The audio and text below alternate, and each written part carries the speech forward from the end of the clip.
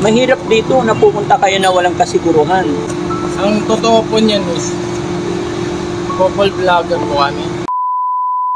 Hello guys, inspiring story naman tayo ngayon, no? Meron kasi tayo napanood doon sa YouTube.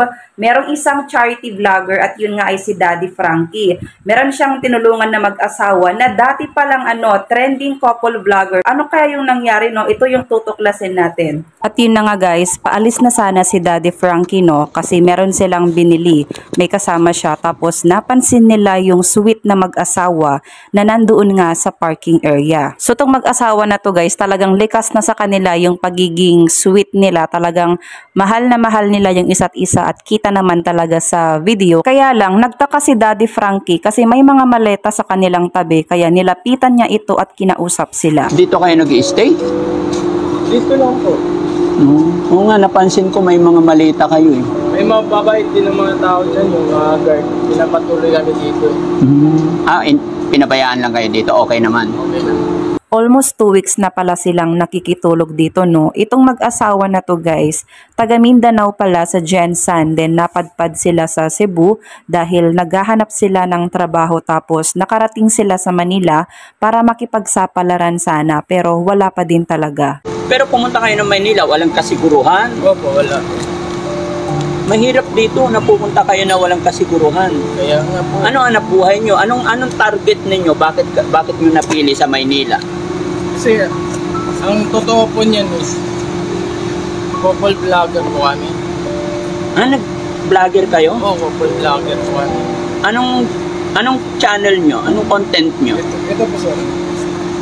So dito no, pinakita niya yung kanilang Facebook page na Ali TV ang pangalan na mayroon na pala guys 109,000 followers sa oras na nirecord natin tong video na to. So ang sabi nila, nung lumuwas sila pa Manila, meron pa silang konting ipon. Siguro galing din sa sweldo nila dito kay Facebook. Kaya lang sa hindi inaasahan, biglang nagka-problema yung kanilang account. Nandun kami sa Cebu, okay naman po yung sahod namin sa Facebook sa pagpa-vlog. Tapos sabi namin makipagsapalaran kami sa Manila para sa pagpa-vlog.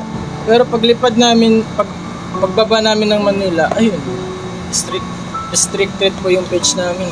At pagdating nyo ng Maynila, na-restrict kayo? Tapos yun, ilang months kami dito. Tapos although may allowance po kami, pero ubus na po eh. Tapos hirap na po kami sa Facebook. Wala rin po kaming trabaho. Kaya dito na lang muna kami, sabi ko, kaya natin to.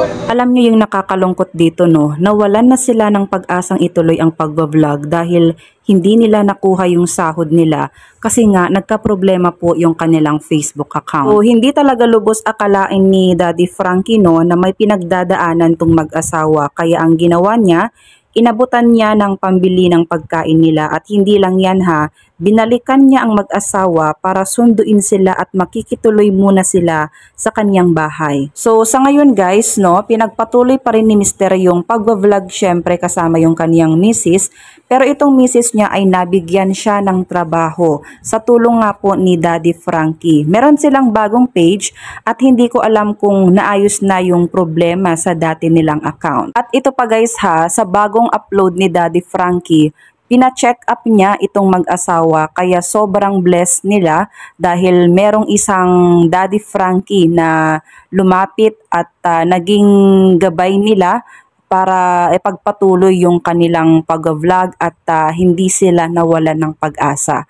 So sa kwento itong mag-asawa na to guys, ang dami nating mapupulot na aral lalo na sa ating mga aspiring content creators. Kaya nga ang sabi ko sa inyo, wag muna kayong tumigil sa pagtatrabaho kapag hindi pa kayo established dito sa pag-vlog or pagiging content creator dahil marami talagang pagsubok na haharapin dito sa mundo ng social media, no? Kaya nga pag pinasok natin ang pagiging isang content creator, dapat alam din natin yung mga pasikot-sikot dito, no, para kung sakaling magkaroon ng aberya, sakaling magkaroon ng restrictions, violation or ma-demonetize ka, ay alam mo yung ginagawa mo. Pero ganun talaga guys, may mga pangyayari na hindi natin inaasahan. You know my heart can't break, it only bends.